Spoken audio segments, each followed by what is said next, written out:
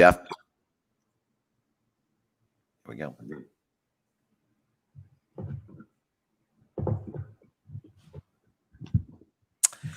All right, welcome to another episode of After Further Review. Mark Ferreira, John Pelkey, ostensibly John Pelkey.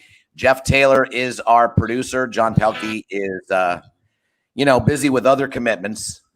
Supposedly, he's making money in a gig, which is a rare thing for us in this line of work because, as we've told you, we'll never work in our chosen field again. And welcome to the show, Tom Marino. What we're doing, folks, in case you haven't been following After Further Review, John's gone. We're going to invite all of our regular listeners and watchers on the YouTube Live to join us live, and we'll have a few segments with them each. We're going to start by introducing Tom Marino. We go back 45 years, back to Palos Verdes High School. And we're only 35, which is really strange how that math works. He looks great for his advanced age, and dated my sister for a while, and is a musician, is a teacher, and has had a great career, great family as well, and a pretty new grandfather. Oh, by the way, and I bet that is one of the greatest joys of your life right now, having a little granddaughter running around like that. It's amazing that we just talked about I mentioned to my wife last night how that love affair of children can start over again, and it's that same feeling. It's like, man, and we watch her 2 or 3 days a week. Oh, perfect. Yeah, and so I'm getting my fill, but it's I miss her when she's gone. It's an amazing thing. Yeah, you wouldn't think that you'd have that same feeling, when you had your own kids, but it's crazy. I love it. I absolutely love it. I'm looking forward to that when that occurs in my life. And, I know what it's like having having a little girl obviously is a special, different connection for a dad or for a granddad too. So that must be pretty neat, Tommy. Yeah. I have a daughter, and a son. But yeah, it's right. Of course. And all that is very special. It's different when she crawls up on your lap, and says she's tired, and it's great. All right, so Tom Marino, professional musician, Modern Family. That show was on 11 years. Tom, was it on 11 years? 11 seasons, yeah. And that opening segment for Modern Family, Tom was a session player, but it wasn't as if he came in and laid down a few notes here and there, a few phrases here and there. You did the entire song, didn't you? Yeah, and that's typical. Sometimes if you're not going to pay 3 trumpet players, if one guy can sit there and play all 3 parts within the same time frame, so it's typical. But I've done so many of those where they come in and it's for a theme show. We don't know if they're going to accept it or not. Blah blah blah. Rarely, and this one came up, and then he said, "Yeah, I'll let you know if they accept it." And then a week later, I find out or a month later, I find out it's like the #1 show and it's on, and they chose it and everything. I mean, I've done I did Arrested Development for years. I did, it was a great show, Northern Exposure. I don't know if you guys remember that show. I do. Yeah. Did all the music for them. I know the Musicians Union as a rule is pretty strong. Did you get some nice residuals for that, or was it just a buyout? No, the session itself was $500. Right. And since then, I've probably made about 22 grand. That's sweet. I know. We call that mailbox money. Exactly. That is outstanding work out of you. And the great thing, every time they played it at the Emmys, when they won an award, I got a nice check. So there's a lot of things going on there. Yeah, the union takes care of you that way for sure. Yeah. And so you've been teaching at a private, prep school, I guess is what I'd call it, in the San Fernando Valley, right? In the San Fernando Valley, and Buckley is the name of that school. And you've been there, 25 years at this point? It's my 28th year. Wow. Yeah, it's a very well-to-do school. 100% of the graduating class usually goes to a 4-year school. 50% goes to an Ivy League. It's one of these. Sure. A lot of celebrity kids. We've had Shaq's kids. We've had Chris Paul's kids. A lot of athletes come through there. There's a few Lori there. Loughlin's kids. Did you have Lori Loughlin's kids as well? No. although we did have one of the kids that had an incredible tennis career, evidently, and water polo career at Buckley, which we don't even have water polo. So yeah, it's one of those. In fact, we were the ones that blew the whistle the first time, the red flag. Oh, wow. All right. Okay. So Tom is a former baseball player, football player as well. Big sports guy. I'm in 3 fantasy leagues with him. I'm horrible in all of them. I'm playing you this week in one of them, by the way. Oh, really? I've not. As you can tell, I've lost 6 in a row. I've not paid attention at all. So you're probably in good shape. But a big baseball fan, big football fan as well, and a big, pretty big NBA fan. And in Los Angeles. So we'll start with the Lakers. You've been a Lakers fan your whole life, basically, right? Yeah, obviously the Showtime Lakers back in the 80s was just, I mean, I never missed a game. If they showed practices, I'd watch practices, The Kobe years was great. I slowed down a little bit after the Kobe years. Well, right. You know how I've talked about LeBron James before, and I've really come around on LeBron. So I started watching again this year, and Anthony Davis is the two of them. I mean, just, and it's funny. Go ahead. Well, I was just going to say Denver is down 3-1, which means they have them exactly where they want them. Totally. Yeah, I think it's going to be different, though, this time, and I'll tell you why. Lakers got a pretty good wake-up call when they almost came back, and they should have won the game 3. Yeah, they almost came back. That was pretty good. I think the Lakers got a wake-up call on that. And what I saw, and these are just personal observations, but what I saw was that the Lakers, and we know in basketball there's waves. They go up and down. You get a nice run, and you got to hold off the other team to get a run. It's a game of runs. And the Lakers in that game, I think we got complacent and slowed down, and they didn't realize that they didn't have enough gas to come back. They got lucky. Last night's game was different. I saw the fact that they were playing with urgency from the tip off, and I didn't see them settle down. They played great defense. They changed some things up. They started Dwight Howard. They were negative 19 rebounds in game 3. I'm sorry, my camera keeps jumping all over. They were down 19 rebounds in game 3, and last night they outscored them. And Dwight Howard had 8 points and 8 rebounds in the first quarter alone. So that was a great move. He had a double-double in the game, and Dwight Howard still has a lot in the tank. And obviously, folks out here, remember, I have a major soft spot for Dwight Howard. Because I didn't like him the first time with the Lakers. I didn't like. No, he was having a rough time overall with all that stuff, and he's settled down, and he's now this wise old guy. Yeah, I'll tell you, having someone like Howard in the middle there to deal with Jokic.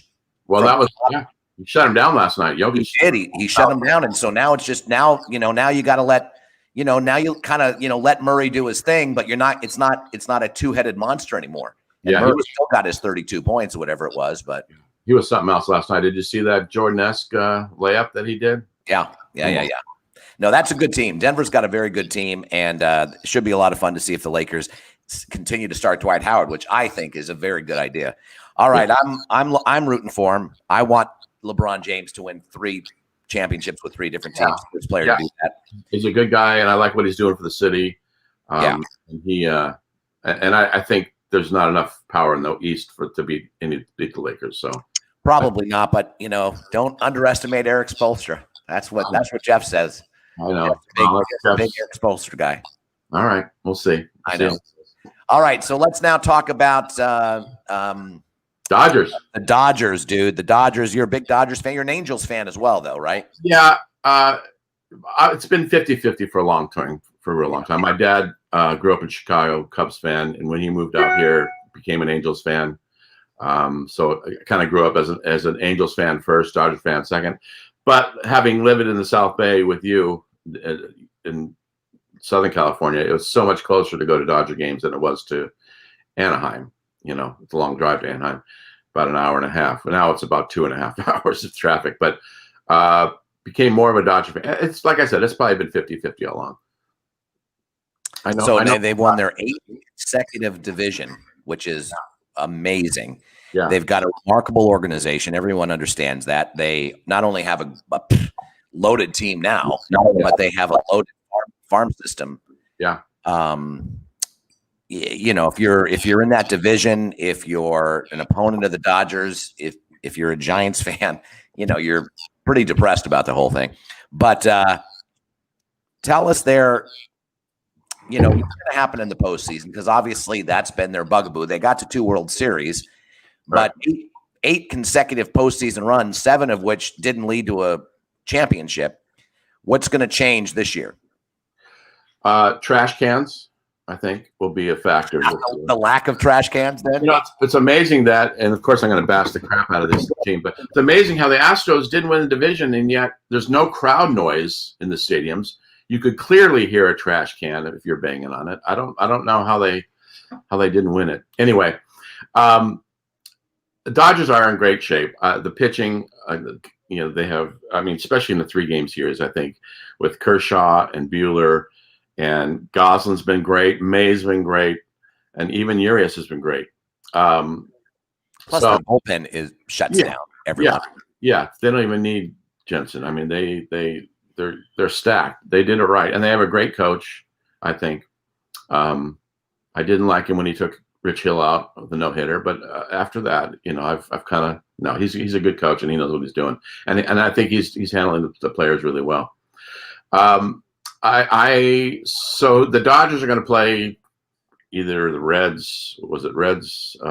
Phillies. Giants. Right now, it's the Giants. Giants. Yeah, I don't trust the Giants are going to make it in, and the only reason I say that, and I'll, my mom's going to give me a hard time over that, but it's because they've got to take at least 2 out of 4 against the Padres. The Padres have basically owned them all year. Yeah. And but right now, it's the Dodgers, Giants, and then the 4th seed. If they were to play the 4th seed with like a normal tournament, the 4th seed win, they'd be the Padres. And the Padres, so those are 2 division rivals.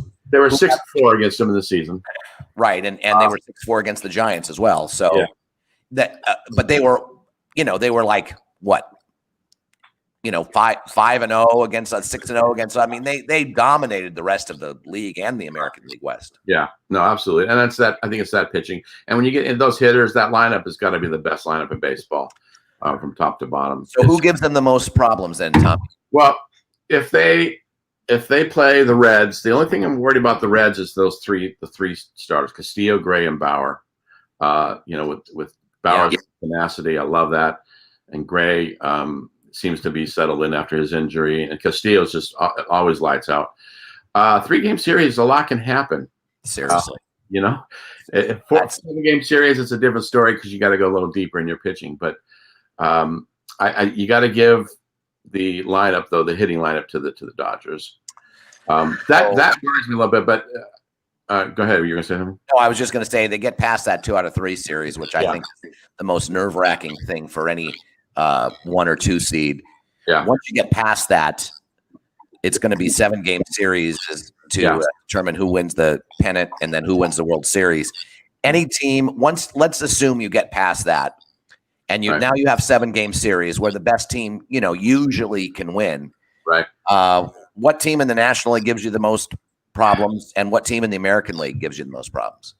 Well, I would have said Atlanta if they had still had Soroka and their strong pitching. They still got Max Fried. By the way, Max Fried, interesting story. I coached him in middle school in the 8th grade. When he grew up in the San Fernando Valley, went to a Jewish school, Milken, in the 8th grade, and I was coaching Buckley 8th graders at the time, and we beat him 2-1. By the way, but he was nasty. He ended up going to Harvard Westlake, which is one of our rival high schools that we play all the time. So he's good, but I don't think that's enough for him. Jeff and I were talking earlier about a couple other arms that young guys that are possible, but it's just the power. So although you have Freeman and Acuna, great hitting lineup. Totally. But the Padres are probably, just in the resurgence of that they've had is probably with Lamet and Davies. Davies is just, I don't know, he came out of nowhere at a Milwaukee there, and all of a sudden he's a Cy Young Award winner pitcher. They got Tatis, Machado, and Hosmer, so that could be good. Machado's been in a lot of big games, and he's leading that team, I think. So. Hosmer too, actually. Yeah, absolutely. That would be the biggest obstacle. American League, man, with that Yankee lineup, but I'm worried about. And they're healthy now. They're healthy. Yeah, pitching. Tanaka has not been great. He's been up and down, but anybody else on here? Unfortunately, Oakland's not going to have the arms. Cole is pitching pretty well for the game. Yeah. Cole's always great. Twins are interesting though for me. Minnesota Twins. I like the Twins. I like the Twins a lot, and it's going to be fun. I think this playoffs is going to be fun. 16 teams. Yeah. This 60-game season. I think the playoffs are going to be a lot of fun. It's going to be unbelievable that you've got Major League Baseball playoffs, right? NBA finals or conference finals and finals. Yeah. You still got a couple games left of the NHL finals. You've got NFL and full.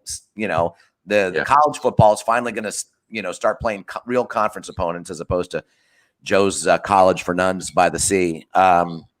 So it's going to be great. So all right. So quickly with the LA Rams, Tommy. All right. Let me set you up here. Let me cut you off and set you up right here. All right. Very nice. I wrote some bullets last night looking at this. Both teams are 2-0. Yep. Both teams have a top 5 offense, right? Okay, this might be the game of the week, by the way. I think it's up there, sure, no doubt. It's Battle of the Shawns, McVay, McDermott with his defense. I think he brought them from 26th to second in defense. McVay, of course, on his offense. Both are 3-year coaches. Both have been to the playoffs 2 out of the 3 years. Great. Rams, the World Series. So that's a great matchup. You got Goff against Allen. Goff and Cal. Josh Allen, Wyoming. Where'd that come from? What a great draft, whoever that was. From that rookie draft, he's by far, other than Lamar, he's by far, a great pick. And from Wyoming, who would have thought? And they both grew up in California, which is 170 miles away from each other. Last time they played each other was in 2016. The Bills beat the Rams 30-19. Tyrod Taylor was the quarterback, and Robert Woods, of course, who's now on the Rams, right? Played with the Bills then. The tough thing I think for the Bills, is that me echoing or are we cool? For the Bills, for the Bills is Higbee last week was just tore it up on the field, and I think the Bills might have trouble with the tight end slot. They had trouble with Gesicki last week. I think he had 130 yards and a touchdown. I think that's going to be huge. The Bills have Diggs though, but Diggs is going to go against Jalen Ramsey. That's going to be a great matchup, I think. Yeah, totally. That's going to open up a lot for John Brown, I think, on the other end. It's going to be interesting. I think it's going to be a shootout, and I think here my prediction, even being a Rams fan, is that I think Josh Allen stays hot, and the Buffalo Bills become 3-0 and the powerhouse of the AFC. And that's interesting. We're going to see the AFC because now all of a sudden people are looking at the Dolphins a little differently. Like, maybe they're pretty decent. Yeah. People look at the Patriots and say, my goodness, they were, an inch away from beating Seattle and being 2-0 with Cam Newton. And you have to take them seriously. And then the Bills are 3-0. So all of a sudden now the AFC East is not this gimme division like everyone thought it was. All right. We're going to let you go, Tommy. This was great. Yeah. After further review, Tom Marino, ladies and gentlemen. And I'll try and let others get in on the quiz every week. On the I'll wait till like the second or third post and then post it. So. Okay, good job. Yeah, he comes in late, checks into the show. Oh, it must be this guy, and then he. Well, I had to go back. I had to go back and look for the blue screen behind you. The quiz, the clues, and then I think that's right. That's all good. All right, brother. Well, you have a great day, and thanks for joining us. Yeah, man. It's great. Great to be here. All right. All right. Take care. Bye-bye. All right. That's Tom Marino. We're now going to bring in Joe Connolly. We're going to go across the sea. We're going to go to Scotland and bring in a friend of ours who was with us at the ESPN Club back in 1996. Big Gators fan, big Cowboys fan. How long have you been in Scotland, Joe? About 2.5 years now. And what's it like out there? With COVID and everything else. How has COVID affected Scotland? I know how it's affected the UK in general, but how about Scotland specifically? Well, it makes a difference when you have a leader who actually takes it seriously and believes that it's real. And Nicola Sturgeon has done an absolute job at it. We just recently had a spike in cases, and she's already shutting down with curfews and making pubs close earlier. And when I mean by spike of cases, we had 200. And so you're talking about the Scottish leader, not Boris Johnson. Oh, that's right. Right, well, Nicola Sturgeon, yeah. You're still part of the UK. You guys wanted to split apart from England, and you wanted to stay with the EU, right? But you were overruled. Yeah, we were kind of bamboozled with John Major saying this whole situation. If you stay in the EU, you don't have to worry about independence. We'll take care of you. We're going to stay in the EU. Nothing's going to happen. And then there it went. All right, buddy. So you have literally seen John and I do shows for 25 years at this point in time, 24 years. And you would come to the ESPN Club, huge Gator fan, huge Cowboy fan. You didn't care who knew it, and you actually spent energy making sure everyone did know it. And so when you're looking at the NFL right now, I have to ask, 3 quarters into the game on Sunday, 3 quarters and 58 minutes, 55 minutes into that game, you were looking at 0-2. You were looking at what the heck's wrong with this team. You were looking at 5-8 or 5-9 over the last 14 games. After that miraculous comeback, how do you feel now? Is it Cowboys all the way again? Well, I always like my Cowboys. I will always like my Cowboys. And the thing that really was upsetting me as that's going on, I'm thinking, oh my God, we're 0-2 and we have to go to Seattle. So that would be almost a guaranteed 0-3. As sad as it is, with everything going on, I'm even picking Seattle to beat my Cowboys this week. It hurts. But I just think they're just, they're really good. But you got to bet with your head, not your heart. That's true. Seattle's brutal right now, and Russell Wilson is out of this world. And finally, people are thinking about him in an MVP sort of way. I think literally Russell Wilson hasn't gotten even one vote in any votes for MVP in his entire career, and he's already a Hall of Famer if he were to retire today. And I love Russell Wilson. I really do. I just can't stand the Seahawks. All right. Well, so why would that be? What's that? Why would that be? Huh? I know. It's so blatant. So obvious, so blatant. Doesn't even matter this year because we've got 4 people that are healthy on our team. So let's go to college football before we pick your brain over this weekend, because you're big, you're a big betting guy. You're a big betting dude. I bet 1 or 2 pounds a week. 1 or 2 pounds. Sure. Per snap, I think it is. For every game, it's about 1 or 2 pounds, I think is what that goes. So let's talk about the Gators first before we break down your your wise guy predictions for the weekend. The Gators have yet to play any legitimate conference opponent. Is that right? Or did they play Missouri at some point this season? Who have they played so far? I haven't followed. I haven't paid attention to college football. This is the SEC's first week. We play at Ole Miss. This is the SEC. But didn't any of the SEC play one of their cupcakes prior to this? I don't believe so. No, because we're going basically all conference schedule. Just all conference. Okay. Yeah. So you're playing Ole Miss. Are you at Ole Miss? Or are you at? We're at Ole Miss, and we are favored by 13 points. And your thoughts of the Gators season? Do you think they can win the SEC East? With our schedule, I have us losing 1 game, and that's Georgia. If we somehow beat Georgia, I think we have an undefeated season. But But with Georgia our could schedule, easily win the East, though, right? Georgia could win the East. the winner of the Georgia Florida game wins the East without a doubt this year. Okay. I don't see anybody else in the East. I don't think they can call it the largest outdoor cocktail party at that time. I don't think they're going to even allow it. So it's going to be the get together formerly known as the largest outdoor cocktail party. They were already having to change the name for political correctness anyway. All right, so the Gators are strong. Then obviously, who comes out of the SEC West? That's the hard one. I mean, everybody always says Alabama with the way they're going. LSU loses Morrow. I think a nice little underdog in there is going to be Texas A&M.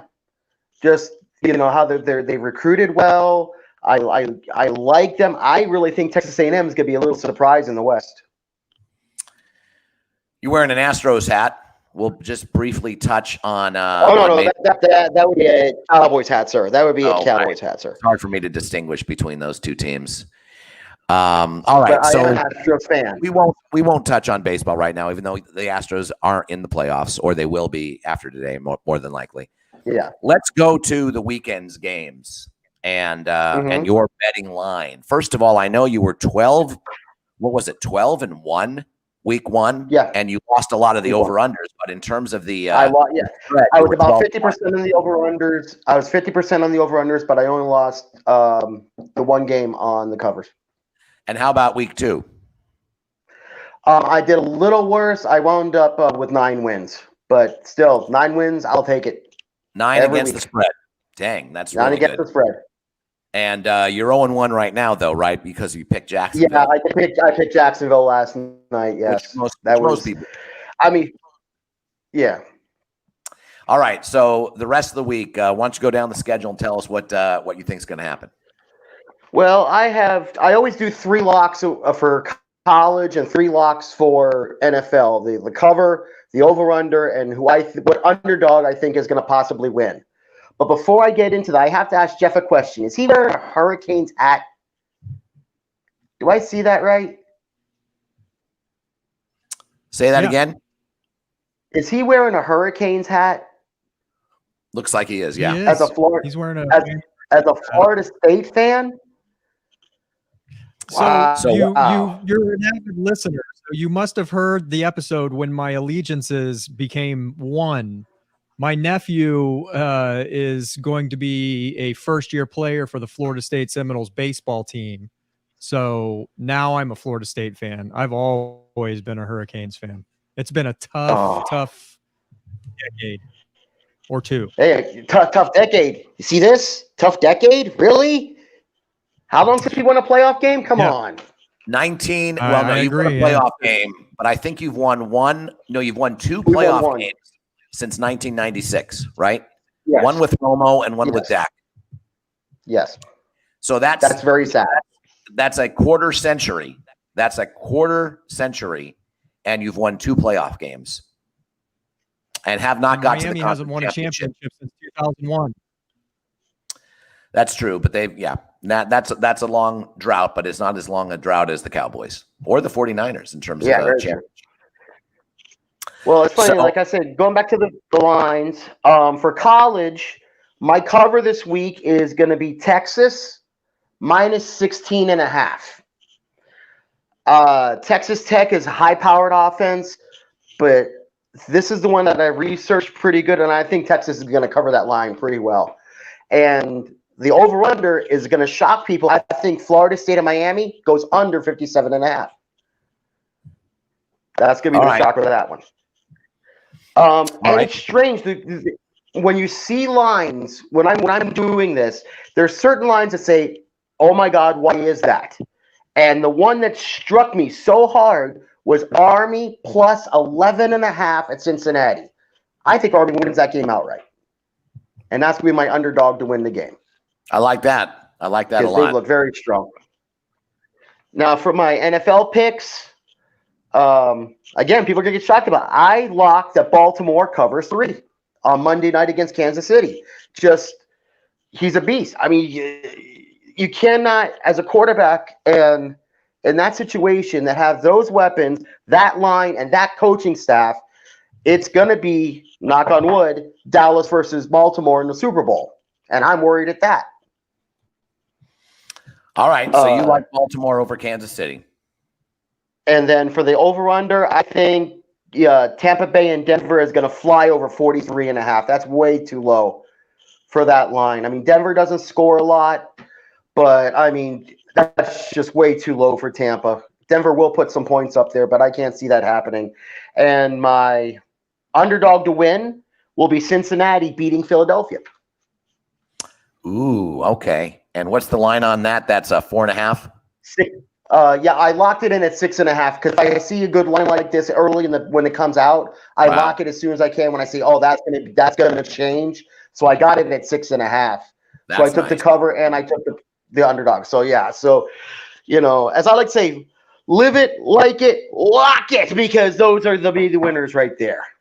All right. So you like Seattle beating your Cowboys. Do you like the Cowboys to at least? Yeah, does Seattle cover? It's 5.5, I believe. Yeah, I locked it in at 4.5, and I say they cover.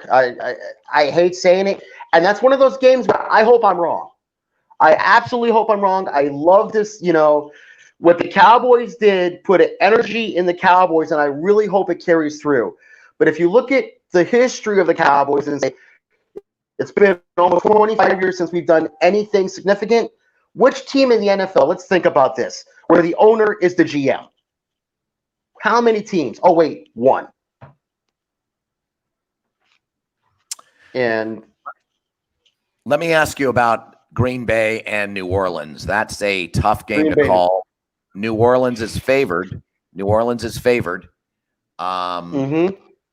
But a lot of people like Green Bay. Michael Thomas's status is still up in the air. To me, that's the key. If he's healthy, that ankle sprain or high ankle sprain, whatever he's got going, if he can go, if he's 80, 90%, that changes their offense. That opens up Kamara big time. It opens up their tight ends.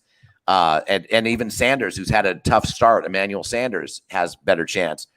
But the way the Packers have been playing, and the fact that the Superdome gives the Saints no advantage, although do they have, Jeff, do you know if they're allowing fans in the Superdome? It's a red state, so I'm assuming they do. I think they're going to allow a little. So like an Arrowhead, so they can still make a difference because it's a dome and they could still yell and scream. The thing about that game is Thomas is healthy. I'd go with New Orleans. How about you? Well, no, not just that. I have them winning anyway because I think they got a wake-up call Monday night that they just can't walk into a game and say, we can do this. We can just put our backs on top of Breeze and ride them. But I think that's going to wake them up more than anything else. And, despite the fact that the coach lost $100,000, he has to work his way back up a little. So, all right. So before we let you go, Joe, we always do our locks and shocks, and Pelkey's big thing with his shocks are questionable road favorites.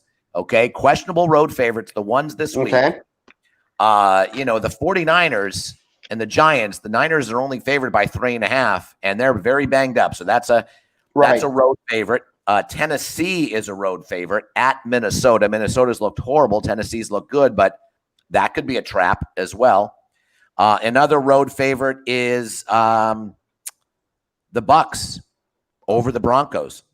And I think that's it for the road favorites. It's San Francisco, Tennessee, and Tampa Bay. Do you see any of those road favorites getting upset? I see Tampa Bay getting upset. Really? To the Broncos, 6 points. To the Broncos. Yes. Even without Locke. Yes. People think, again, the way I do this, I have a whole system here. I can't say what it is, but I'm telling you it works sometimes. Sometimes it don't. But you just got to go with your heart on some things. And that game, when I saw it, I got it just at the right amount. I got it at 6. And I think that's just the right amount for Denver to win there. All right. That's great. That's great stuff. Yeah, as far as the other ones go, I do have Tennessee winning, and I do have San Fran winning because the Giants without Barkley, you can't, if they win 3 games this year, God bless them. All right. Well, I hope you're right. All right. Joe Connolly, all the way from Scotland. Thank you so much for joining us, man. That was a lot of fun. Anytime. You guys have a great show. Thanks for breaking down those games. All right. Our show continues with our loyal listeners and watchers. The next one in is, we like to call him the Chief of the Fire. Chief of the Fire, Brian. I call him a scary. I know a lot of others say Ascari, and I think on some level, both are correct. Is that my understanding, Brian? Both pronunciations are correct. It's a long, boring story, but bottom line is my mom, who was not Persian, was the one who kept saying our name Ascari, so that's how I would tell people it's pronounced. And later, when I actually spoke to some people who speak Farsi, I was informed that it is Ascari. So, yeah, so I've been actually saying it wrong for, I don't know, I had 30, 40 years before I finally figured out the right way to say my last name. So you do go around calling yourself Brian Ascari now? Yes, and actually, if you look at it, my fantasy baseball team is the Ascari Monsters, which makes more sense than Ascari Monsters. Well, and you've had that you've had that name for quite a while now, at least 10 years, right? I have.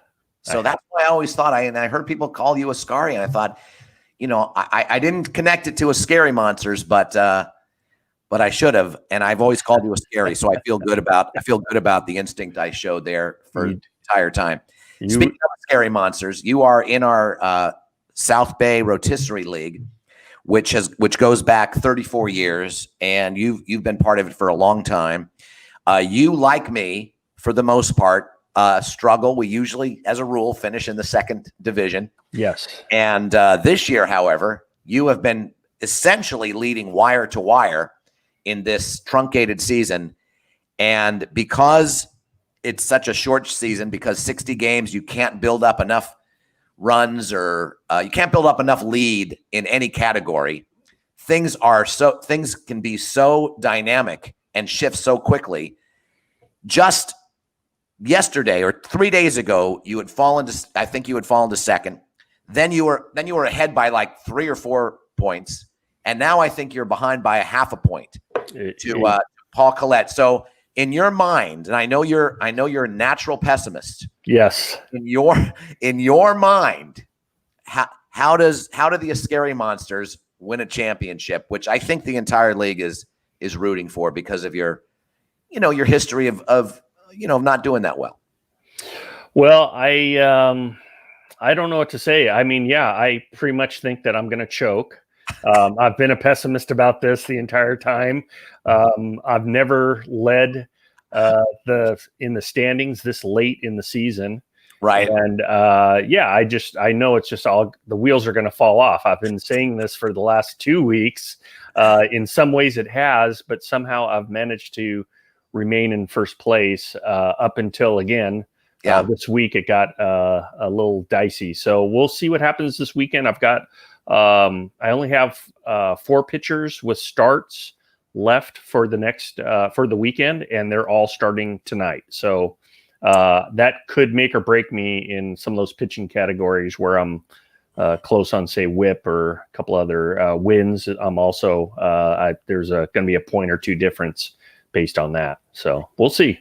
And my team has been languishing in last place for most of it, and all of a sudden it's in 5th, out of the blue, and all of a sudden my offense is exploding. And you're right, you were battling with me with RBIs, but now I've got like a 6 or 7 or 8 RBI lead on you. So I'll do my best to also choke this weekend and to give you that, at least to get you a point there in the RBI category. I'll do whatever I can. But with me, when I have to win, I don't, and when I need to tank, I don't. Right. Well, I was in last place until the day before our draft. Yeah. Well, I mean, truth be told, we even had a plan concocted where we had a trade worked out. If you had the first pick in the fab draft, am I using the right term? Fab draft. But yeah. And of course, the day before, you shot up like 2 spots in the standings, and so the trade didn't happen. Just and then I think the next day you went back into last place. So yes, the next day I went into Yes. last place. I can't So. even lose on cue properly Yeah, in the South yeah. Bay Registry League. It's ridiculous. All right, we talked. Let's touch briefly on the Dodgers, and I know Tommy got into it a little bit. Yeah, I know you're a big Dodger fan. Have you been a Dodger fan your whole life, pretty much? Yeah, I'm.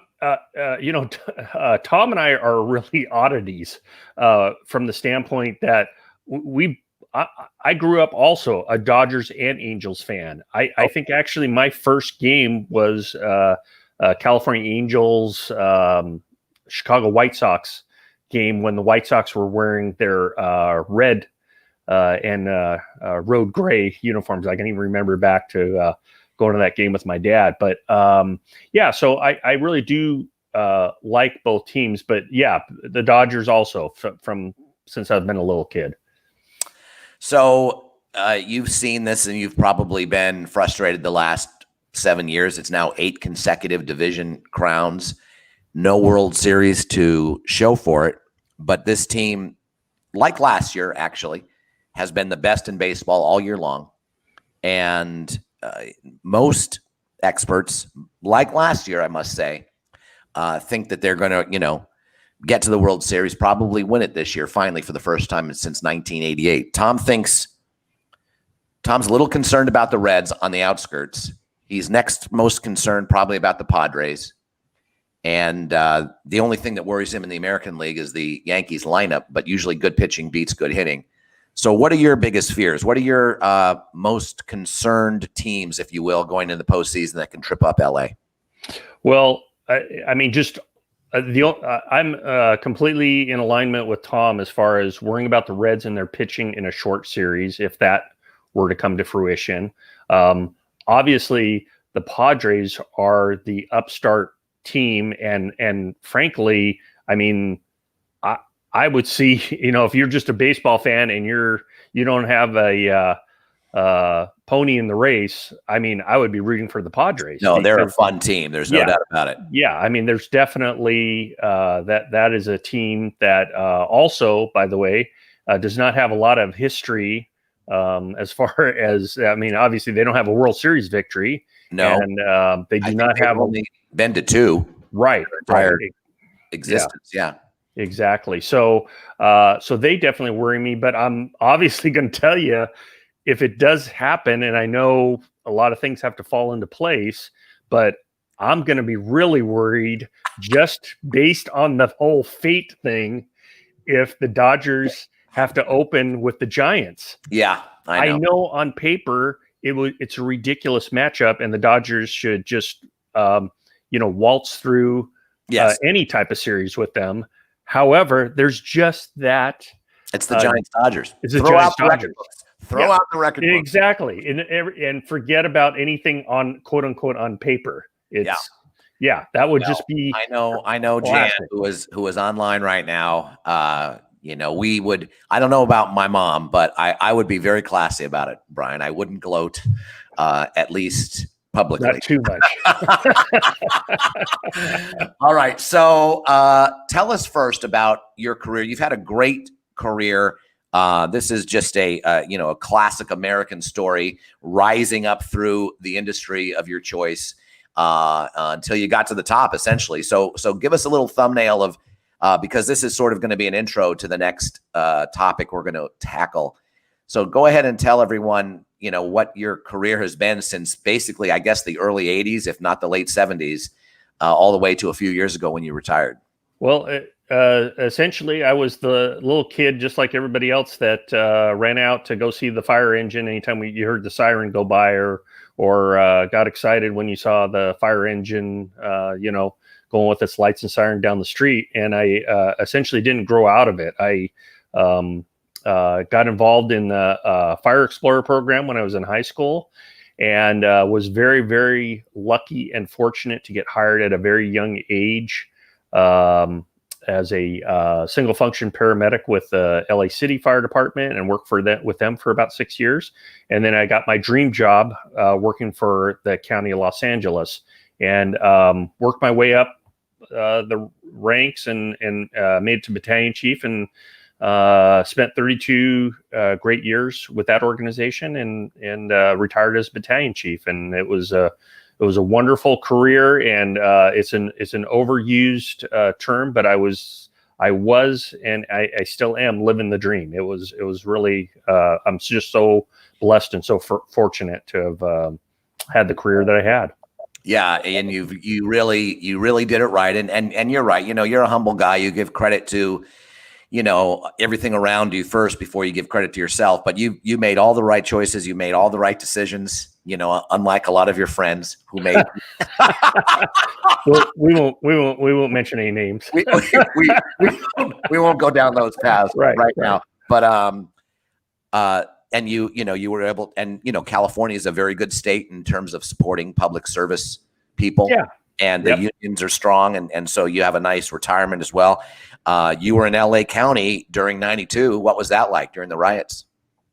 It was definitely an interesting time and a stressful time. I was actually assigned to the Watts Willowbrook area. That was my regular assignment. And you felt the tension building in the community. It was very, very tense even before the riots occurred, and but it was an interesting time. It's the typical thing under circumstances like that. You see the worst of people, but you also see the best of people.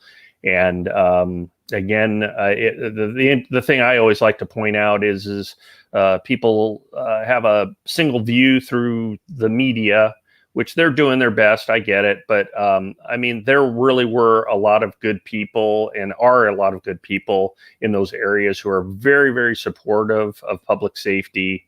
And really, I saw some really wonderful things working in some of those areas, as far as some of the things that people did, and as far or said to us, just giving their appreciation to what we did on a daily basis there.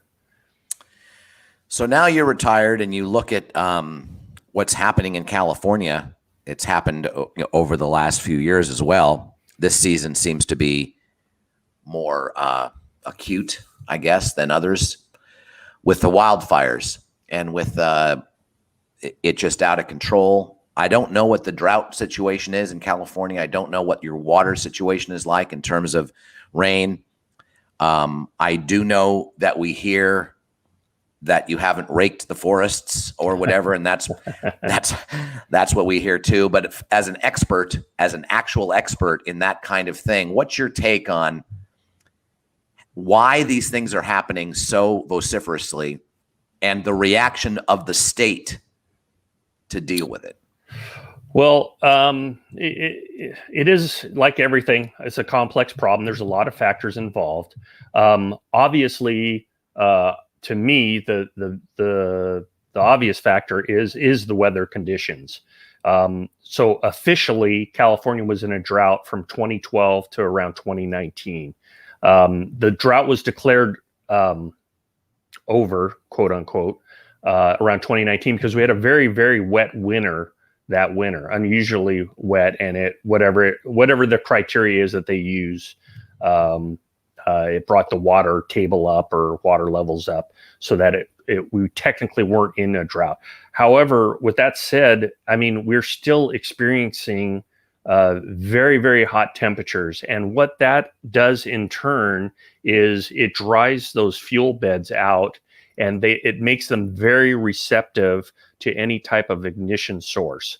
So you have low humidities, you have dry fuels, and then you get these different ignition sources, which, by the way, can even be natural ignition sources. Right. The majority of the fires that started, I would say, in early August, and the ones especially up in the northern and central California areas, those were dry lightning strikes that ignited those fires. So you have these conditions that in some ways are unprecedented, from the fact that we've had these extreme conditions for a prolonged period of time.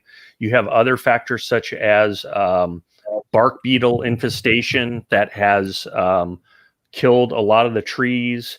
And then you also have forest management issues where there's a disagreement as to how to manage these things. There's a thinking that proactive management, such as control burns and utilizing other methods such as pre-constructed fire breaks and things along those lines, that's the way to go. And then there is another view, somewhat some coming from environmentalists that no, just let it naturally occur and leave it alone. And so you've got some competing interests there that, so there is some merit to the argument saying that you need to be more aggressive as far as managing the fuels. And I think that there's been a compromise. I don't think it's been an all or none either way.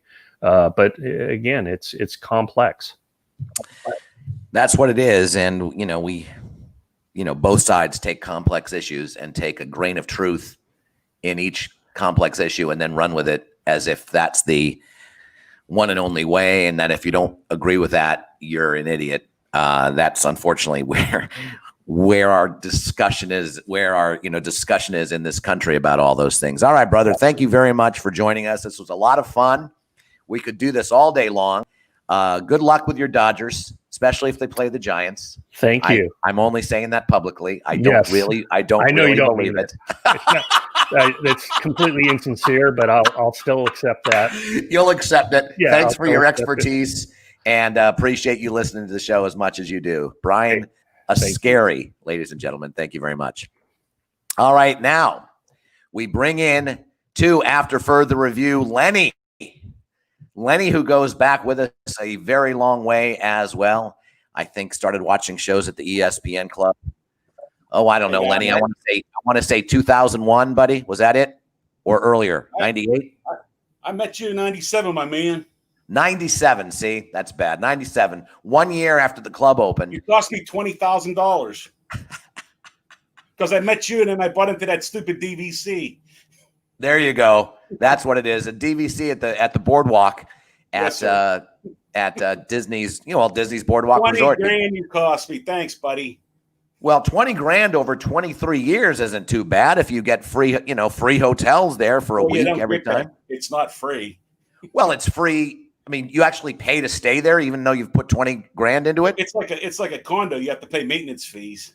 Okay, so there's So how much has it set you back, including the maintenance fees?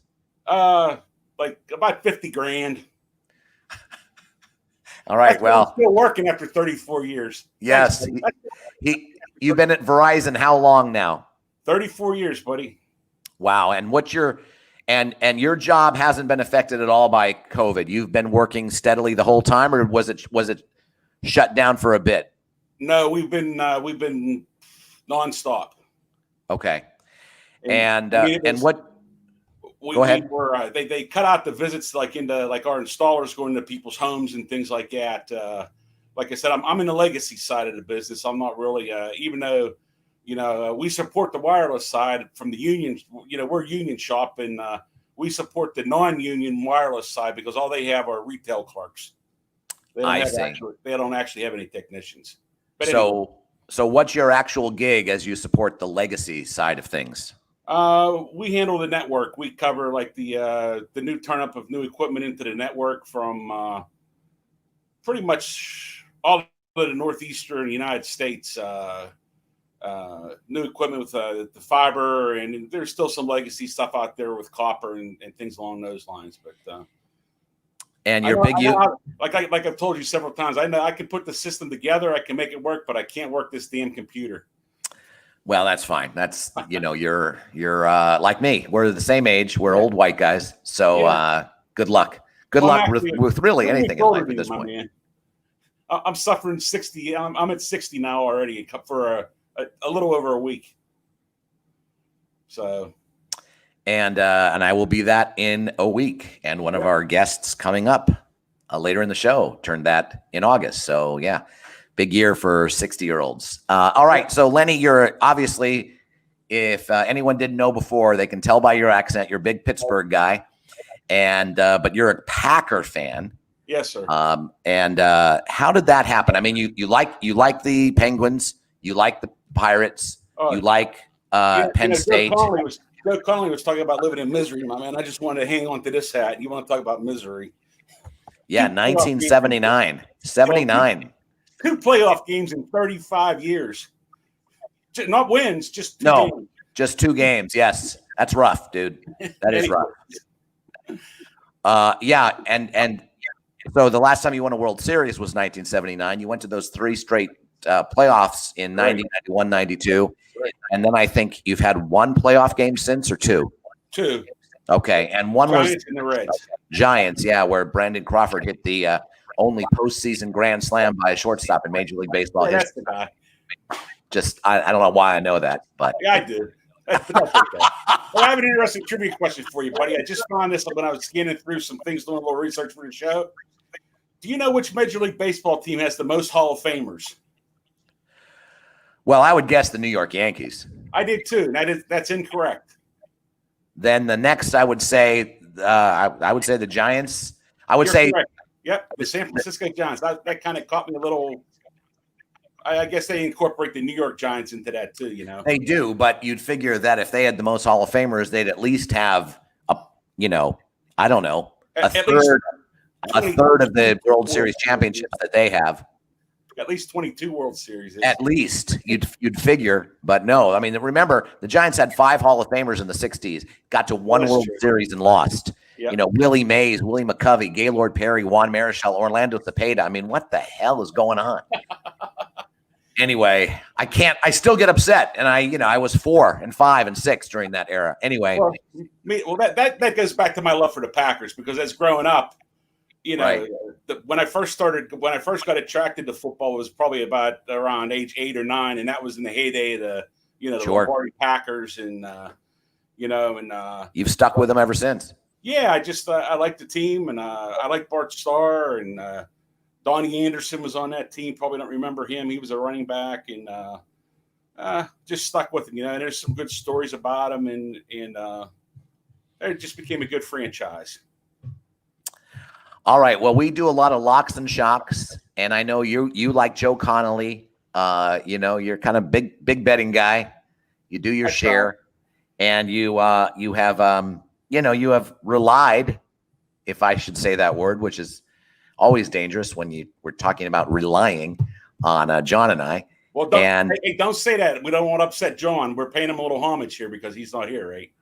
We are, and he's between the two of us, we have done, I guess, pretty well over the last 3, 4, 5 years. Well, actually, you know what? It actually goes back now. We're going into season 8, my man. Wow, that's just nuts.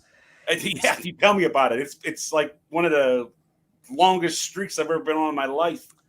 That's amazing. So I'm going to give you my lock and shock for this Okay. week. My lock is probably something you would guess, and that's Seattle beating, covering the spread on the Cowboys. Seattle's just Certainly. really, really good. I don't know if I'm going to go with the Niners as the shock because it's the Giants.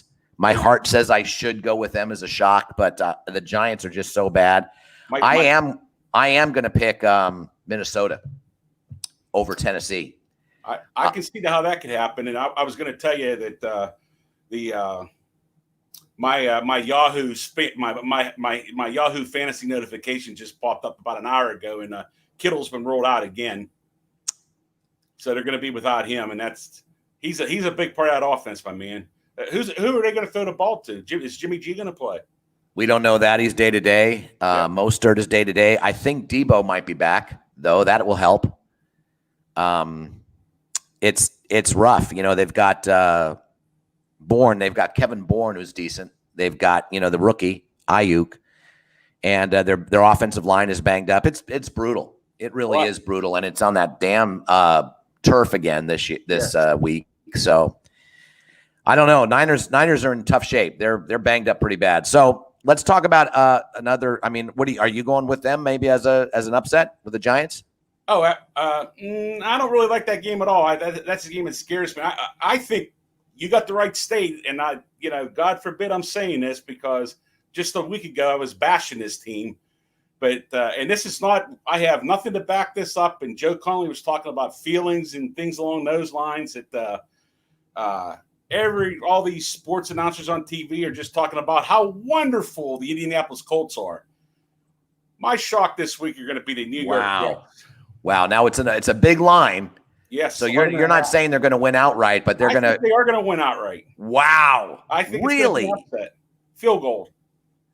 It's 11.5 or something like that, right? Yeah, right. That's correct. Indianapolis is going to lose outright to the Jets, to the New York Jets. That's Lenny's major shock. Now, the other thing about Lenny, if anyone doesn't know, that he's from Pittsburgh, and even though the Steelers aren't his favorite football team, he lives there and he studies all of their trends that you wouldn't even know were trends. He's studied, and he comes up with all kinds of reasons why they're either going to lose or win that go contrary to even all the wise guys in Las Vegas. So this time around, the Steelers this week, do they have a bye this week? No, they're playing the Texans. They play Houston in Pittsburgh. They're 4.5-point favorites. Yeah, that and your thoughts on the Steelers? Well, with some of this crazy things that I look at, okay. Yeah, seriously, they're nuts. As much as I hate to do it, I think this is a week to take the Steelers. Also, I think they're gonna win by maybe double digits, and it's going to be a low-scoring game because again with the trends, the Steelers I think it's like 8 or 9 of their last 10 or 11 games have been under the number, and the Texans aren't far behind. I think it's 5 out of the last 7 that the Texans have been under. Well, with that being said, I'm sure the game will be like 50-43 or something like that. But and again, all right, so they're going to go 3-0. And so there's going to be some Steeler talk after next week in Overreaction Monday. The other little dip there is, and this is something that I just saw in the newspaper one day this week, is that the Steelers at home against the line after they went over in a game, which doesn't happen very often, are like 6 out of their last 7 or something like that against the number. Okay. So, I mean, there's a lot of things that point towards a Steeler victory there. And a cover for that. And as far as my Packers go, I don't know what to think about that. I'm like you, Mark. I got that conspiracy theory going, and I just think that the Packers are going to lose every week, just like you do with the 49ers. I do. And I also think though, that if the Saints don't have Michael Thomas, that puts them at a big disadvantage. Absolutely. And I think that's still day to day too. That high ankle sprain is not. He's out. Is he out? I know they held him out of practice. Well, Yahoo's reporting him as being out right now. His status on Yahoo is out right now. I may have to change that because the one fantasy league that could still change. This is only Friday. Yeah. But he's that's tough. That's tough. We'll see about Green Bay. I don't know. They look strong. I don't know how strong because it's been against a Minnesota team that's looked pathetic thus far and a Lions team that has looked pathetic, for half a century. So here's my out on the Packers. If Aaron Jones accounts for 230 yards of offense every game, they're going to be 17-0 this year. Yeah, exactly. That's all I can say about that. No doubt about it. All right, quickly before we let you go, you're a Big Ten guy. You love the Nittany Lions, and the Big Ten is going to play. They're going to have an 8-game season, as far as my understanding goes, which is going to qualify them for the football playoff. How do you think it's going to go? Do you think it's Ohio State all the way and their quarterback, who's an absolute stud? Well, I think again, the Big Ten is similar to the SEC in a lot of ways, that the one division is kind of overloaded with talent, and the other one, not so much. Right. In the one division you have Penn State, Ohio State, and Michigan. In the other division you have Wisconsin and an upsurging Minnesota team. But to answer your question, I really believe this year that we'll see what Penn State does. I mean, they have a good quarterback up there, and I'm not saying that as a homer, but they have a lot of talent there. They've got some speed up there, and there's a possibility they could beat Ohio State this year. The other division, it's going to be Wisconsin. It's going to be Wisconsin against. I'll say I'm about 65 Ohio State and 35 Penn State. Okay. Coming out of the West. And, same way in the SEC. I mean, I can't see how Florida can possibly. I just think they're going to beat Georgia this year. And you do, and then they'll be in the championship game. Yeah, I think if they get past this game tomorrow with the opener, because there's a lot of big games in the SEC this weekend. With Florida going down to Mississippi, that's old Lane Kiffin's coming out party down there this week. And Ole Miss has given them trouble. Yes, in the past. And, Mississippi State goes down to LSU, and that's Mike Leach is returning to the SEC this week. So if OSU wins, if Ohio State gets out of the Big Ten, do they qualify for the playoff in your mind? Oh, or I not? think so because I think that here's another game of interest too that you were talking about Army, and I like just watch games for fun sometimes. And the game that popped at me is UCF. That kid that UCF has a quarterback. What's his name? Gabriel, is that his name? I think so. Yeah, he's a lefty. Super accurate, man. He might. I'm telling you, I think the kid might be. He might be approaching Tua level. He runs around good back there, and UCF has some speed. Yeah, this might be a 5-hour game this weekend for UCF playing at East Carolina. Ever since O'Leary left, they have had a really nice program, and it's a lot of fun to watch. 79.5.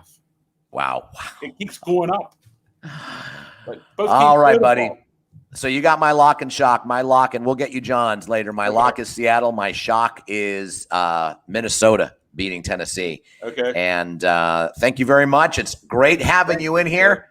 You're a friend of the show. You've been on the show multiple times now at this point, and we look forward to the next time you come around. Thanks, buddy. Oh, absolutely. Anytime, my man. All right. Have a great day. You got it. Now we're going to bring in a man I like to call my daddy. We go back 45 years as well to high school. We did high school shows together, and we've remained very good friends for that entire time. Russ Ayers from Huntington Beach, big Dodger fan, joins us now coming up. I guess I can bring him in here, right? Can I just add him to the stream? There it is. There's my daddy.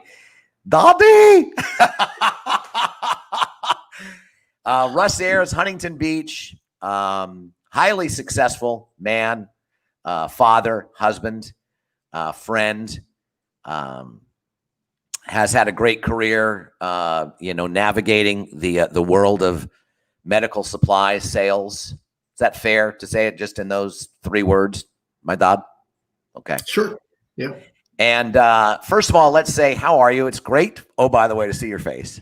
It is great. It is great to see yours and to be here. It's great to see Jeff's face. So, because I am a podcast listener, yes, I don't like to be locked into the YouTube schedule.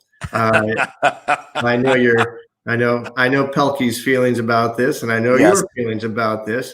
Yeah, I love the Bob. But it's nice to see Jeff. It's nice to see Lenny too. The guy that has all the answers to all the trivia. It's good to see that face with the name, right? And where is Pelkey today? Well, he just chimed in on the comments. He's actually making money. He's actually got a gig in the field that we have chosen for our careers that we never thought we were going to work in again. He's announcing a cross country race. So it's not a marathon where they pack them in those corrals. I guess that you just kind of wander in with a cross country race, and so the social distance can work. But he's got a gig announcing. He just chimed in with a comment. Wait, we have a show today. So what I've said, Russ, is that I've said, okay, you're making money, great, blah blah blah. We know where your priorities are. We just simply know where your priorities are. And so that's why I brought in all of our listeners. But that's what he's doing. And I know that you had no idea about John Pelkey prior to the show. And you, like most of my friends, have developed a huge crush on John Pelkey because of his brilliance and his wit. I don't know if I would go as far as crush, but, I'm obviously sympathetic to his politics. I love his sense of humor. Clearly. And he's a perfect foil for you. You guys have a wonderful chemistry, among other things. And this show is better with both of you than it would be with just one of you. And of course, it would be impossible without Jeff. We all know this. Yes, that's the thing. It wouldn't have ever happened. Thank you, sir. Thank you. So let's see. Oh, John's in Lakeland right now, and now he says, "Please go that far, Russ." So here's a message, a note to John if he's listening. John, would you be surprised at all if I got a text shortly before I came onto the YouTube asking me to be on the YouTube because I think your partner John was looking for some content today, and so he's trolling out there. Has Mom been on yet? Has Nana been on? No, Nana is in the waiting room. She's going to close our show. So we've got all of our regular listeners. We've Perfect. got Tom, Brian, Lenny, Joe from Scotland. Perfect. You, and Mom. Yep. Oh, exactly. That's fantastic. I'm sorry I missed you, Tom. I logged on late. I came in just right in the middle of the Bark Beetle, so I got to see Brian. Very fun. It's like the Brady Bunch all over again. I want to keep looking up here and over there. John has commented. He says he's even funny when he's not there because he got you to laugh with, "Oh, go that far." That's funny. Go with Crush. Go with Crush. I have. Has there been a Hamilton reference yet on the show? There has not. Let this be the first time. Then we can't go through a show without Hamilton, right? No, we can't. Do you have one to throw our way? Well, this is in the room where work happens. I don't know. I want to say to John, I didn't have one ready. I want to say to John, go ahead. Go ahead. John, who of course is worried that because he's off the show right now, that I, in my dark evil plan to not have him back. And so the reference I will bring in is that we're teaching John how to say goodbye. Teach him how to say goodbye, Johnny. Funny. I'm comparing him to George Washington, at least. I mean, that's a decent way to go out. Well, that's I guess you could look at that as the positive thing. This can't be goodbye because you're going to run through the whole all your friends in one show, right? We are, but who's to say they won't just join me every show from here on out? Because some of them are retired. It is COVID. Some of them just aren't working. Yeah. And then if the ones who are working, will join us maybe on every once a week, and we could probably keep this thing going for a while. This format, which has been a lot of fun, by the way. Well, I have really enjoyed the show. I'm so glad you guys did it. If it hadn't been for COVID, you wouldn't have, right? This was a result of that. This is one of our attempts at throwing something creative at the wall and seeing what sticks. Along with a variety of other concoctions that we've come up with. But I'm glad you like the show. It's very fun. We really enjoy it. And I don't know if you've had a chance to listen to the Deep Dive 1968 yet. Have you heard this? I cannot wait. No, I cannot wait. I like the dives a lot. I really well. You've seen my email, so of course I liked the I liked the Giants. I enjoyed the was it 1938 or 41? He did 41. The year 41. Yeah. I loved that. I love the history with that you bring in. I also, as long as John is listening, I want to let him know how much I enjoy Vince Scully.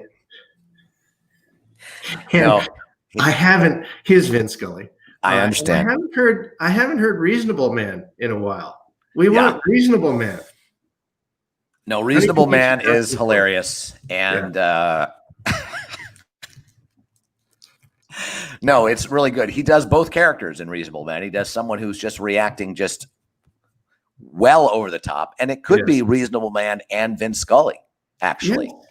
questioning why Vin is going so dark, why he's advocating so much murder and mayhem. It's just, I think reasonable man would be concerned, So it's hilarious because the more over the top the one character is, the more reasonable the guy becomes, and it's just I love it. It's great, and it's great that we're spending all this time talking about John while he's How not about here. that? See, and that's not surprising to me because that's in the end who people talk about. Okay, so now he says Lopes takes the inside pitch. It's always Davey Lopes. It is frequently Davey Lopes. Or Ron Say. Every now and then Bill Russell makes an appearance, but I've told him I don't care for Bill Russell as much as the others. I'm not sure why he ended up being the one I didn't like the most, even with Garvey being so easily hated back in the day, and he was for me. Holier than now, some would say, right? He was, but when he went to the Padres and he was responsible for helping the Padres come back against a 2-0 deficit in the playoffs, for crying out loud, against the Cubs in '84, got a soft spot for him. Like his clutch stuff that I hated about him wasn't hurting me anymore. And it was actually helping my rooting interests. So he kind of won me over a little bit on that one. All right. So we talked to Brian a little bit about the Dodgers. We talked to Tommy a lot about the Dodgers. I know you're a Dodger fan. Would you say you've been a Dodger fan your whole life? Would you say you've been a passionate Dodger fan your whole life? How would you describe that? So I have been a Dodger fan my whole life. I don't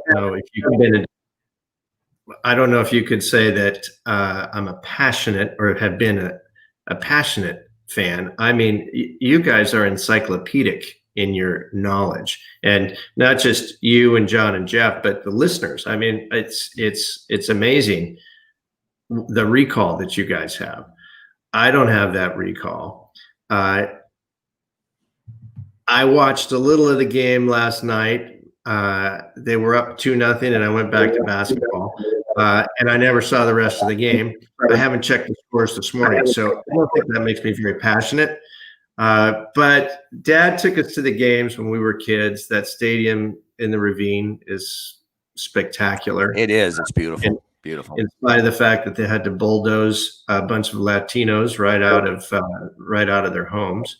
But I like the National League. I like.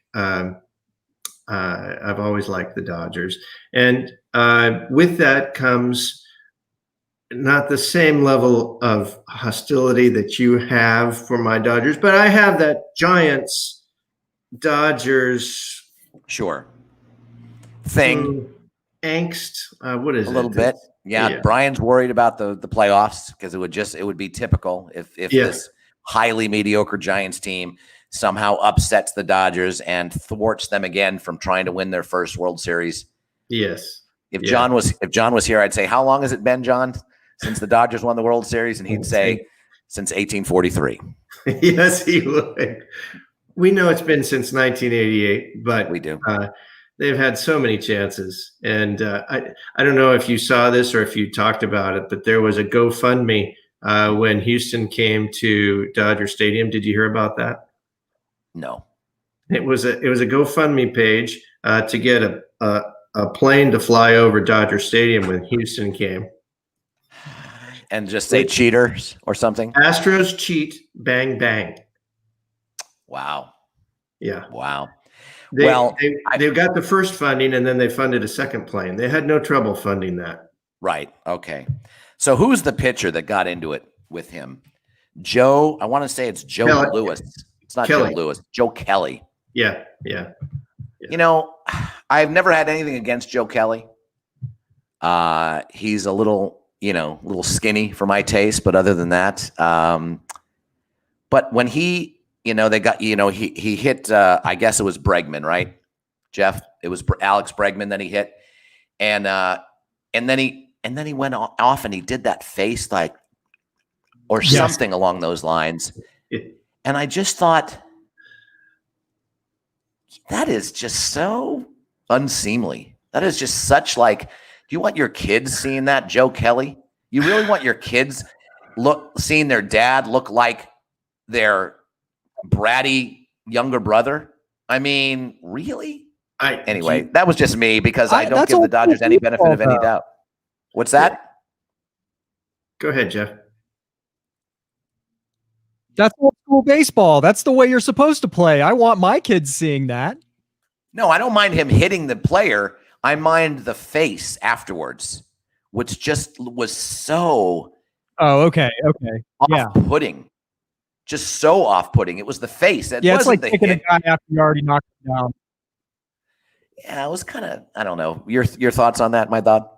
I think that there's so much bad behavior in sports to Well, call him out on that little Fair thing. enough. When you Fair have enough. Serena on the world stage at the U.S. Open with a tennis ball shouting down a line judge saying, "I'm going to stuff this ball down your bleeping throat." That's and she has such a pedestal and she spoils it with stuff like that. I mean, there's plenty of examples of bad baby behavior in sports. And in Jeff life. said, I do agree with Jeff. I think there is a certain amount of you know, there's posturing, right? There's posturing. It's a look, it's a flip of the bat, it's whatever it is. But that goes on all the time. And by the way, that moment had been building up since they faced each other before. So he was Since 2017. Yeah, for 3 years almost. Yeah. So yeah. fair enough. All right. Dad, I could talk to you forever on this, but Nana has been waiting patiently for almost an hour and a half. And Oh we- my goodness. we need to bring her on. Well, actually, Jeff, let's just bring her on. Let's just go ahead and bring her on and join Russ real quick, so she can say hello to Russ. Oh, well, good. I'm so happy to see Mom, Russ. you need to get more in the frame. Russ, Do you see? Can you Do hear? you see that you're? Can you move to your right? Can you move toward the wall? There we go. I'm here. Oh, Yeah, oh. I'm drawing the wall. Here. There it is. Perfect, Mom. You look great. Hi, Russ. Hi. Thank you. After short notice this morning, while I was reading about Pac-12, stupid Stoops playing again. Anyway, goodbye. Oh, you don't like them playing, Mom? No, it's stupid. These kids, it's not good. I mean, why? Did they just, they caved. They caved. Anyway, that's my take. I get it. I get it. Can I say one thing to your mom, and then Yes. I'm going to give you your square back to Jeff and say goodbye. Jen, you look spectacular. You just look God. spectacular. I can't wait to see you. If only I you can't had wait to see my you either. hat, you would look even better. I hate that blue. Not only do I hate the LA, I can't stand that Dodger blue. And of course you had to, yuck. You had to combine it. Love Yeah. you, Jen. Love you, All my right. Oh, love. Mark, Love you, my dad. See I'll you later, guys. Russ. Russ, All right, Mama. Russ, You are here with me, with your son, okay, and John Pelkey I am. is in Lakeland right now. Do you have anything to say to John as we as we close out the show? I think that I have to say I have actually come to agree with, although, as you said, we are still talking about John in his absence. John is still the center of attention. And even when he's not even there. I Hi, know. Jeff. Hi, Jeff. Hi, Jeff, it's you're absolutely you're Jeff's favorite. to meet you. You are definitely my favorite. What'd you You're my say, Jeff? favorite listener. Thank you, Jeff.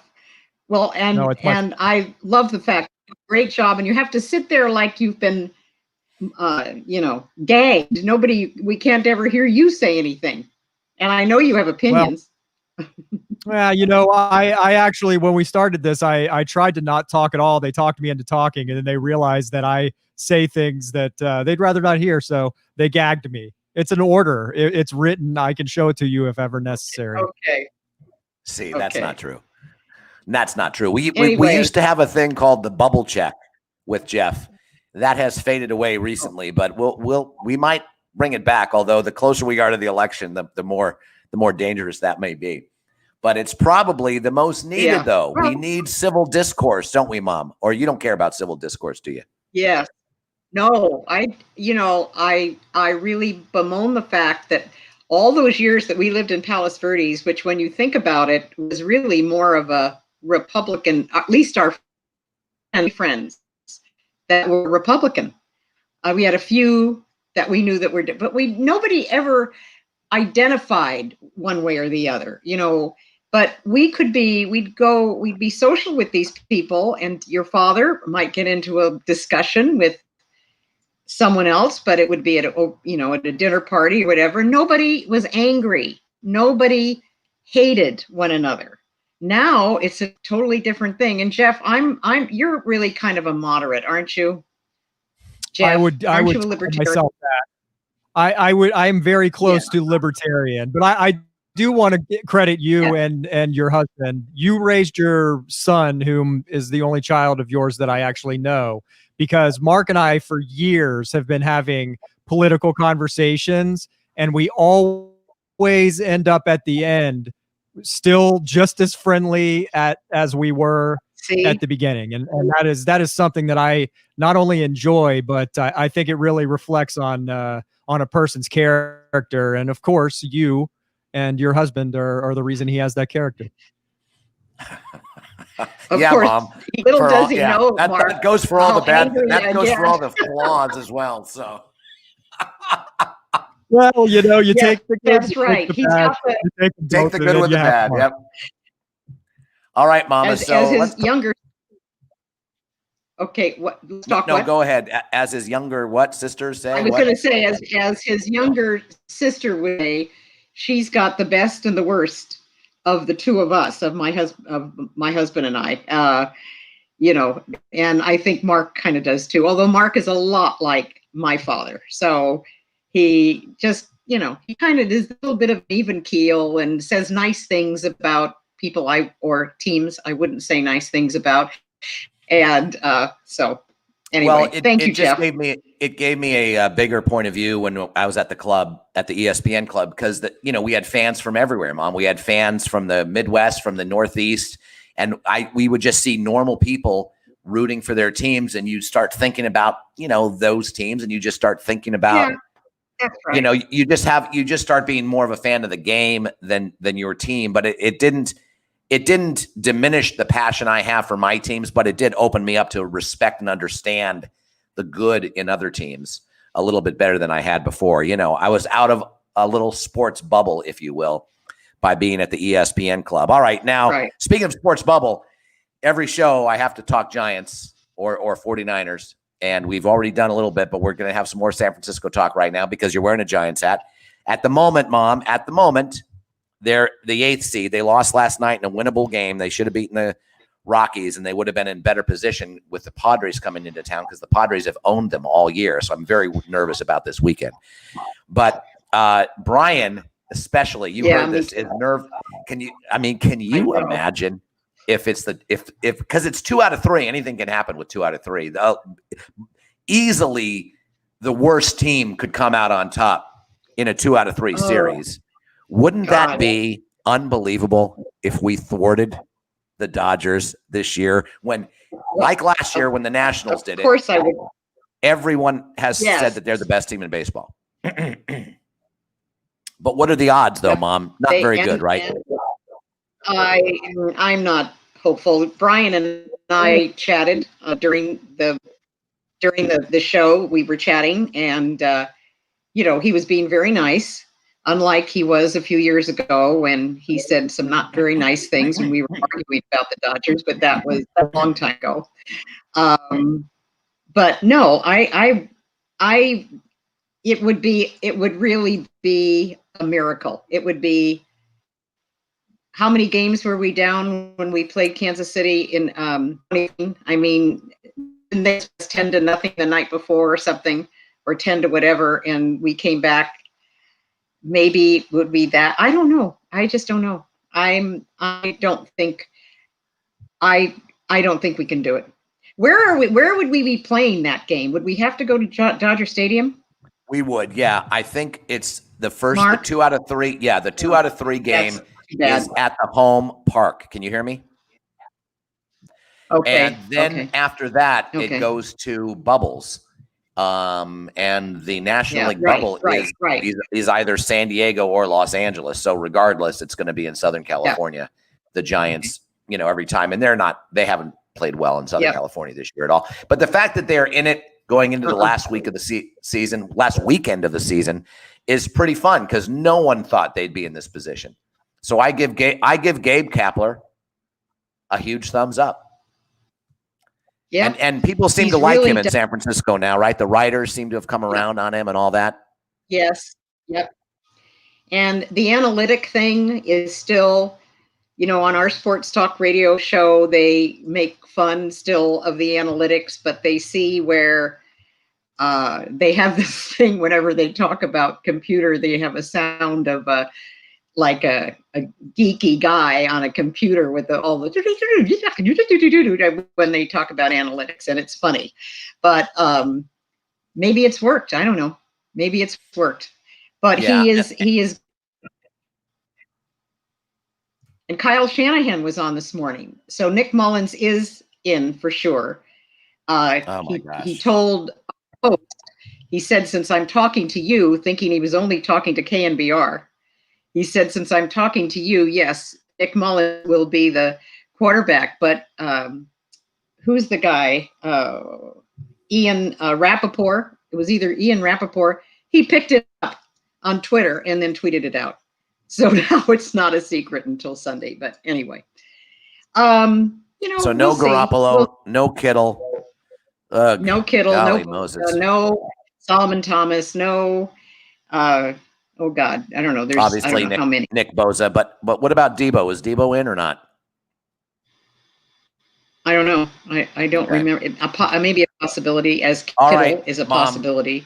So we're going to let you go soon, but as we let you go, why don't you give me or John maybe one note about how to improve after further review? I think that'd be a good way to end the show. I don't know, Mark. I couldn't get over the deep dive in 1968. That was so, when you think everybody complains about 2020, which is bad, Right.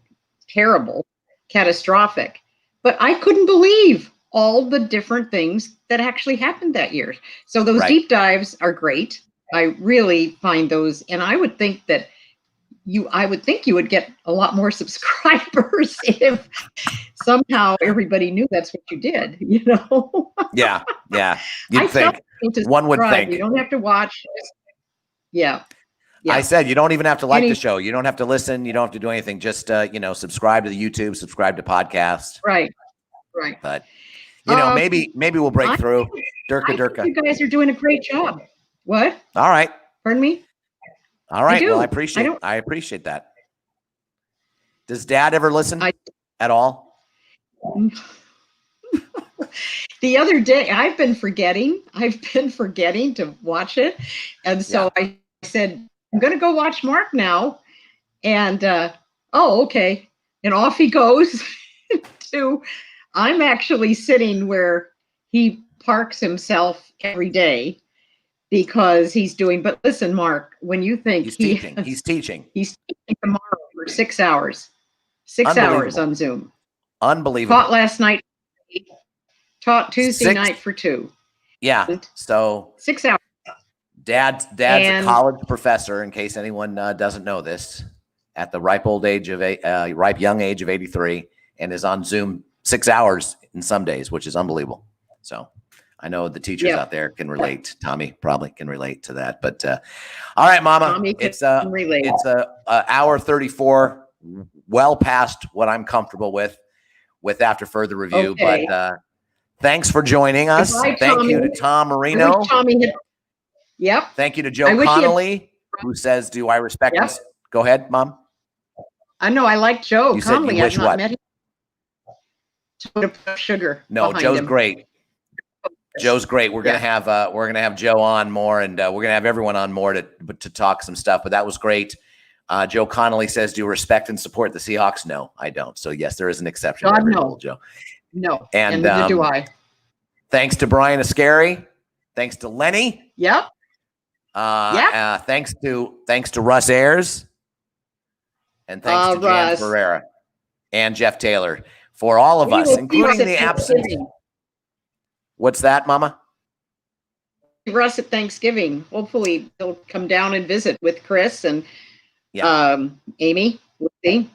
And hopefully, everything's safe then. I'm a little concerned about another wave in the wintertime, but we'll see. Yeah, I know. All right. Okay. For everyone that I think I said everyone, Tommy, Joe, Brian, Lenny, Russ, and you, for Jeff, and also for the absent, John Pelkey, whose priorities clearly are not, in my opinion, where they should be. I'm Mark. This is After Further Review. We'll see you Monday. Bye-bye. And the broadcast.